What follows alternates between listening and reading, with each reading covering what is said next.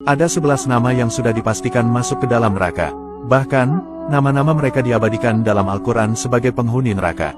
Lalu siapakah mereka, dan sebab apa mereka dipastikan masuk ke dalam neraka? Mari simak video ini sampai selesai. Namun sebelum lanjut, mari kita berdoa terlebih dahulu semoga kita semua terhindar dari siksa neraka dan semoga kita semua menjadi penduduk surga. Amin. Pada video kali ini, kita akan menelusuri lembaran-lembaran Al-Quran yang menjelaskan 11 nama yang dipastikan masuk neraka. Neraka merupakan tempat terakhir di akhirat bagi manusia yang kerap berbuat maksiat hingga penuh kedustaan selama di dunia. Bahkan, seorang muslim yang memiliki dosa pun atas kehendak Allah Subhanahu wa Ta'ala akan disucikan dahulu ke dalam neraka, sebelum akhirnya diizinkan masuk ke surga. Berikut 11 nama orang yang dipastikan masuk ke dalam neraka. Nama yang pertama, yaitu Firaun. Firaun adalah raja Mesir yang dikenal angkuh dan sombong. Ia mengaku-ngaku kalau dirinya adalah Tuhan. Bahkan secara terang-terangan dia menentang ajaran Nabi Musa alaihissalam. Akibat keangkuhannya itu, maka Allah Subhanahu wa Ta'ala pun menenggelamkan Firaun beserta pengikutnya di Laut Merah. Kala itu ia sedang mengejar Nabi Musa alaihissalam dan pasukannya. Allah Subhanahu wa Ta'ala berfirman dalam surat Ghafir ayat 46 yang artinya, kepada mereka diperlihatkan neraka pada pagi dan petang, dan pada hari terjadinya kiamat. Lalu kepada malaikat diperintahkan, masukkanlah Firaun dan kaumnya ke dalam azab yang sangat keras. Nama kedua yang dipastikan masuk neraka, yaitu Qarun. Qarun atau Qarun adalah orang kaya raya di zaman Nabi Musa alaihissalam.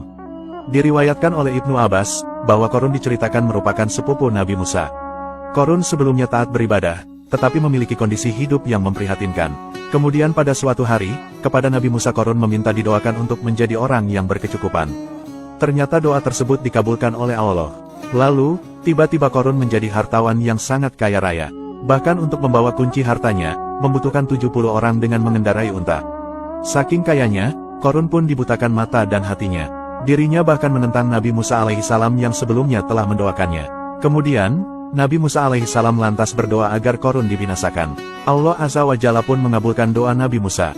Seketika sepupunya itu ditelan bumi beserta harta bendanya. Maka karena itulah, temuan harta kerap disebut-sebut sebagai harta Qarun bagi seseorang yang tidak sengaja menemukan benda berharga di dalam dasar bumi. Allah Subhanahu wa Ta'ala berfirman dalam surat Al-Ankabut ayat 39 yang artinya, dan juga Qarun, Firaun, dan Haman. Dan sesungguhnya telah datang kepada mereka Musa dengan membawa bukti-bukti keterangan-keterangan yang nyata. Akan tetapi, mereka berlaku sombong di muka bumi, dan tiadalah mereka orang-orang yang luput dari kehancuran itu. Nama ketiga yang dipastikan masuk neraka, yaitu Abu Lahab dan Ummu Jamil. Abu Lahab dan Ummu Jamil merupakan paman dan bibi dari Nabi Muhammad. Meskipun bagian dari keluarga Rasulullah, ternyata nasib dan jalannya berbeda. Di mana, mereka berdua menentang ajaran Allah Subhanahu wa Ta'ala serta kerap menentang dakwah keponakannya itu. Selain itu, istrinya yaitu Ummu Jamil juga dikenal sebagai wanita tukang mengadu domba. Sehingga, pasangan suami istri ini cukup dikenal sebagai orang yang selalu berbuat culas serta zalim. Akibat dari perbuatan itu, tubuh Abu Lahab dipenuhi dengan bisul hingga akhir hayat. Kisah tentang Abu Lahab ini tertulis dalam Al-Quran surat Al-Lahab. Allah Subhanahu wa Ta'ala pun menjaminnya sebagai orang yang celaka serta akan masuk ke dalam neraka. Nama keempat yang dipastikan masuk neraka, yaitu Qabil. Qabil adalah putra Nabi Adam alaihissalam. Tapi dia dipastikan masuk neraka karena merupakan manusia pertama dalam sejarah manusia yang melakukan pembunuhan. Dahulu, Qabil membunuh saudara kembarnya sendiri yaitu Habil. Alasannya adalah, yaitu karena iri dengan saudaranya itu lantaran memiliki pasangan yang lebih cantik, sehingga ia berniat ingin merebutnya. Allah Subhanahu wa Ta'ala berfirman dalam surat Al-Maidah ayat 27-31 yang artinya, ceritakanlah kepada mereka kisah kedua putra Adam yaitu Habil dan Qabil menurut yang sebenarnya, ketika keduanya mempersembahkan kurban, maka diterima dari salah seorang dari mereka berdua yaitu Habil dan tidak diterima dari yang lain yaitu Qabil. Ia berkata, aku pasti membunuhmu. Berkatalah Habil, sesungguhnya Allah hanya menerima kurban dari orang-orang yang bertakwa. Sungguh kalau kamu menggerakkan tanganmu kepadaku untuk membunuhku, aku sekali-kali tidak akan menggerakkan tanganku kepadamu untuk membunuhmu.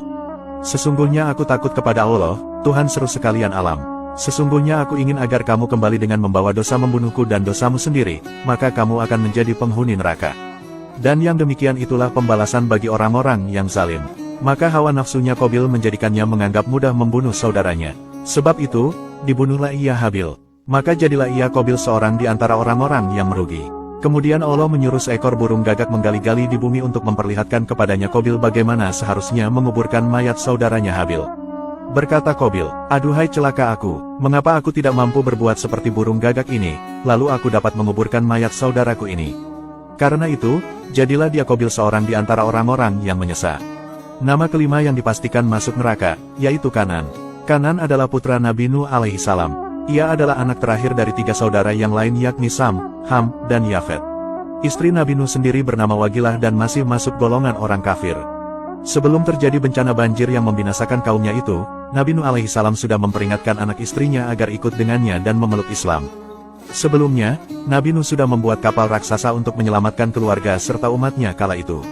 Namun, Bani Rasib yang saat itu adalah kelompok yang hidup di zaman Nabi Nuh alaihi salam tidak mau ikut. Justru ia terus berbuat maksiat, padahal Nabi Nuh sudah memperingatkannya agar segera meninggalkannya sebelum azab datang dari Allah Subhanahu wa Ta'ala. Sayangnya, anak bungsunya itu malah memilih ibunya yakni masuk ke dalam golongan orang-orang kafir. Lalu saat banjir bandang datang, mereka pun tenggelam dan binasa. Sementara orang-orang yang ikut Nabi Nuh semua selamat karena naik ke dalam kapal. Allah Subhanahu wa Ta'ala berfirman dalam Quran Surah Nuh ayat 26 yang artinya, "Dan Nuh berkata, Ya Tuhanku, janganlah engkau biarkan seorang pun di antara orang-orang kafir itu tinggal di atas bumi." Nama ke-6 yang dipastikan masuk neraka, yaitu Haman. Haman adalah arsiteknya Firaun yang bertugas membuat rancangan piramida untuk Firaun. Ia termasuk ke dalam pembesar kaum Mesir dan ia hidup sezaman dengan Nabi Musa. Haman adalah pembuat piramida yang menjadi keajaiban dunia, namun sayangnya, hasil karya tersebut dibuat hanya untuk menjauhkan manusia dari Allah. Hasil buatan Haman tersebut juga mendorong kekuatan Firaun untuk semakin berkuasa. Ia hanya berpijak pada logika dan hawa nafsunya sehingga seruan Musa untuk percaya bahwa semuanya milik Allah tidak bisa dia lakukan. Keangkuhan dari Haman ini merupakan kezaliman karena ia tidak percaya pada Allah, melainkan ia hanya percaya bahwa pemikirannya lah yang paling benar. Karena itulah, di akhir hidupnya Haman mendapat azab yang sama seperti Firaun karena ia ikut mengejar Nabi Musa ke laut. Nama Haman sendiri telah disebutkan dalam Al-Quran Surah Al-Mu'min ayat 36-37. Nama ketujuh yang dipastikan masuk neraka, yaitu Azar. Azar adalah ayah dari Nabi Ibrahim. Namun, Azar tidak menerima seruan putranya untuk menyembah hanya kepada Allah. Azar diketahui berprofesi sebagai pembuat patung yang nantinya akan disembah. Ia juga adalah orang kepercayaan Raja Namrud. Nama ke-8 yang dipastikan masuk neraka, yaitu Walia istri Nabi Lut. Nabi Lut dahulu diutus untuk meluruskan fitrah kaum Sadum. Kaum Sadum memang terkenal dengan perilaku yang menyimpangnya. Istri Nabi Lut bukannya mendukung suaminya, tapi malah lebih percaya kepada pembesar-pembesar kaum Sadum dan mengkhianati suaminya. Karena itulah, ketika kaum Sadum diazab oleh Allah, istri Nabi Lut ini juga turut terkena azab dan meninggal dunia. Allah telah menyediakan tempat di neraka untuk Waliyah. Nama ke-9 yang dipastikan masuk neraka, yaitu istri Nabi Nuh. Sama halnya dengan Waliyah, istri Nabi Nuh juga membangkang kepada suaminya dan lebih mendengarkan apa kata pembesar kaumnya yang kafir. Istri Nabi Nuh sendiri bernama Waliyah, namun ada juga yang menyebutkan bahwa nama istri Nabi Nuh adalah Amzurah binti Barakil. Ketika banjir besar terjadi, istri Nabi Nuh tewas karena dia tidak mau mendengarkan suaminya dan malah lebih percaya kepada pembesar kaum kafir.